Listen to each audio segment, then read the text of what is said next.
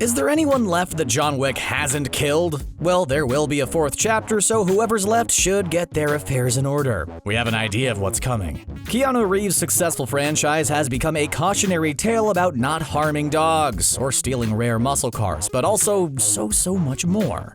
Да, Пичи лад.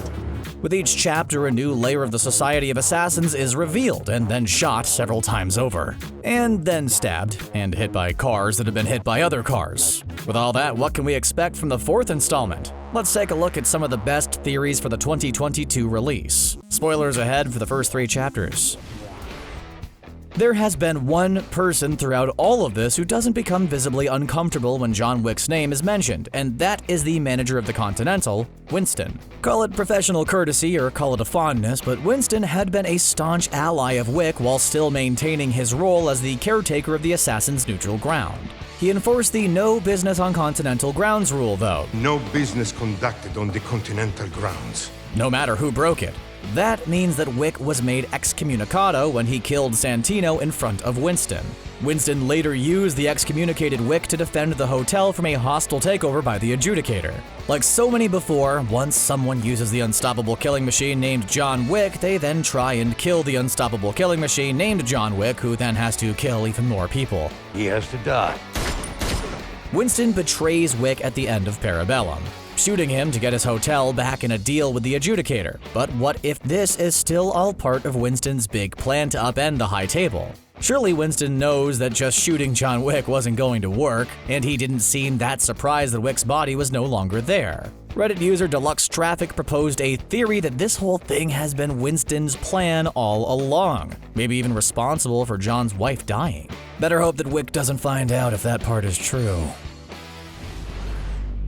One of the most prominent theories out there is not really one theory, but a whole category of theories. In fact, there are so many it's hard to track down who belongs to what, so if you see one you've supported, raise your hands. We'll call it the unofficial sequel theory. The John Wick movies are the sequel to every Keanu Reeves movie ever made. Point Break? Sure. Since Johnny Utah lets Bondi surf the big waves and goes on the run himself, the former extreme sports super cop goes into hiding and becomes the super assassin known as John Wick. The Matrix? This is a big one. After The Matrix reboots and reinstalls a Neo with some of those Neo action hero skills to keep killing agents, just with a more defined purpose that won't disrupt the Matrix. Bill and Ted's Excellent Adventure? I did say every Keanu Reeves movie. Hit me.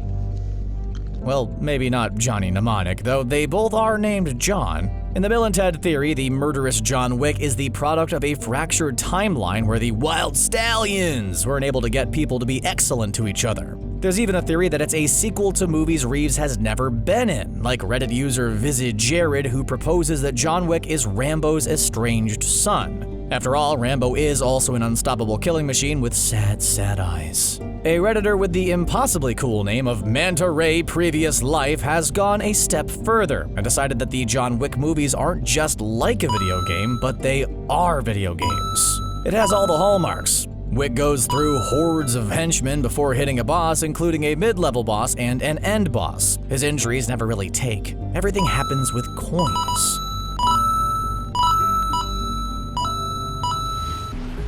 This is perhaps one of the easiest theories to make about the fourth chapter of the John Wick franchise. It'll feature an army of assassins. Well, cool. Third point down, time to move on to the next one.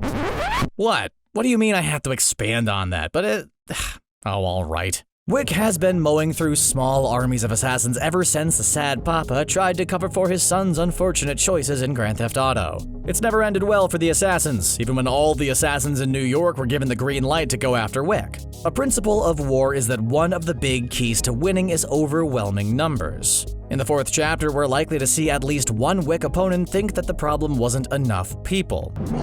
Or perhaps the right kind of people. Many of the ones that try and storm Castle Wick are more of the tactical strike team types. But what if the groups of people being trained at the ballet is the army they send after Wick? Well, I mean, it will end the same way, spectacularly, for John Wick, that is.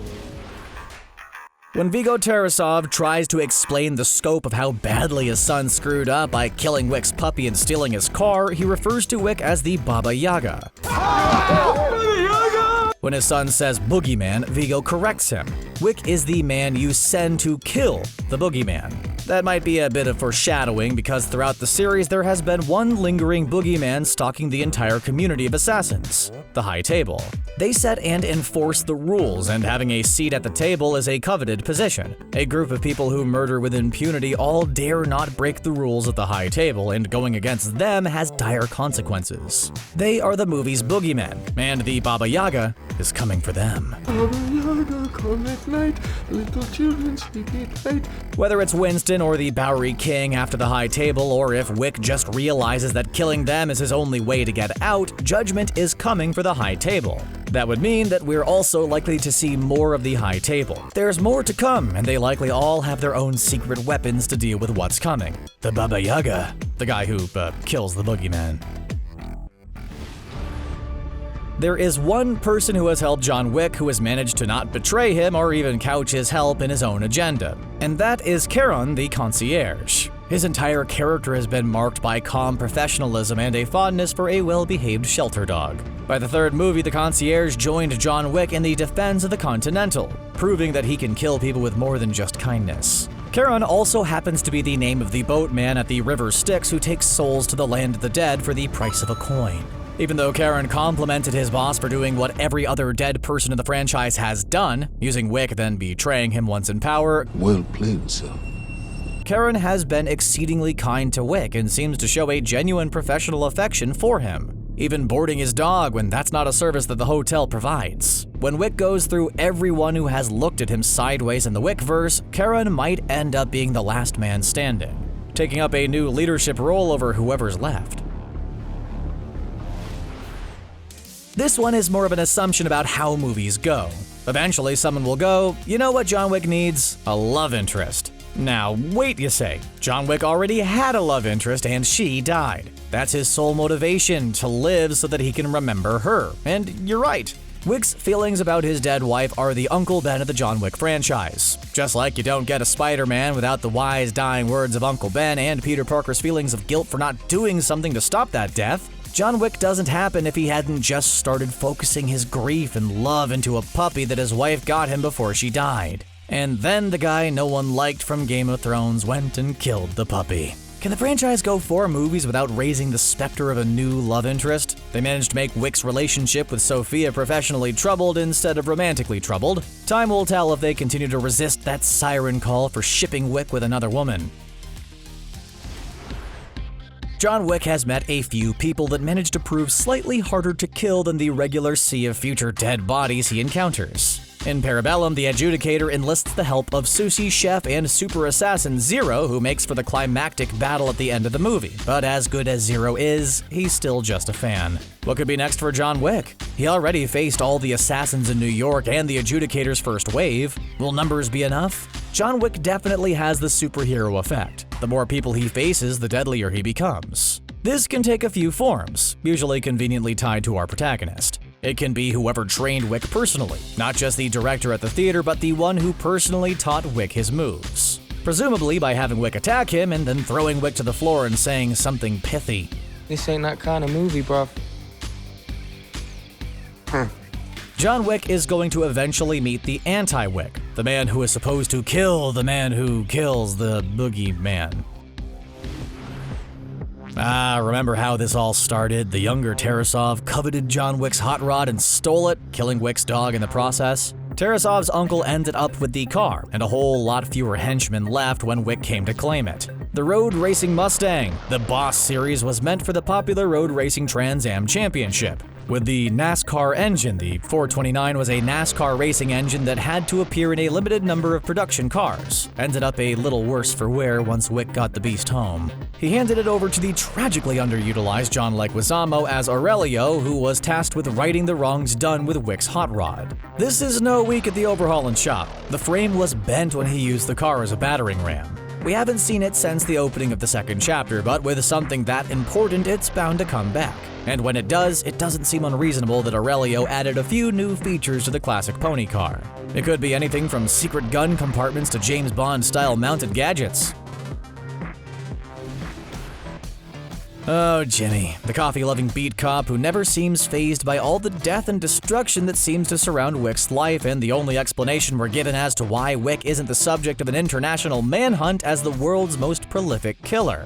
What's Jimmy's story? How is it that he's always the one who gets the call when Wick's activities finally catch the attention of a world that didn't seem to notice people being murdered in Grand Central Station? Well, another Redditor with a clever name has a theory. Fracris87 has posited that Jimmy the cop is actually an associate of the High Table. We've learned that they have various camps everywhere, including the homeless through the Bowrey King. It would explain why Jimmy is so low-key on all the murder and destruction, but it also feeds into Jimmy's interest in whether Wick is working again. It could be that his position is higher than we first might have assumed. Up until the third chapter of John Wick, the individual movies didn't have a special name. It was just Chapter 1 and 2 for the first movies. But for the third movie, we got a subtitle, Parabellum. It's a clever title because it's the name of a gun, but also, as we know from Winston's subtitles, it also means prepare for war. You might be mistaken in thinking that the war happened in Parabellum, but this was more than likely just prelude. That's right, all that murder and mayhem was just the assassination of Archduke Ferdinand for the coming World War that will happen in the fourth chapter. It's not just Wick avenging a puppy and getting his car back. It's not even killing the people who betrayed him. Now it's Wick and the Bowrey King who are, as they say, pissed. Add to the mix whatever is in Winston's plans, and the Adjudicator and open warfare is likely going to be the backdrop for the fourth movie. Yeah. And that's just some of what we might be able to expect from the fourth chapter of John Wick. What's your theory? John Wick is actually Brock from Venture Bros? Let us know what you think in the comments down below, and while you're there, why not subscribe to CBR for the latest videos in your inbox? And we promise, no puppies will be harmed. I mean, they won't be harmed regardless. We love little puppies.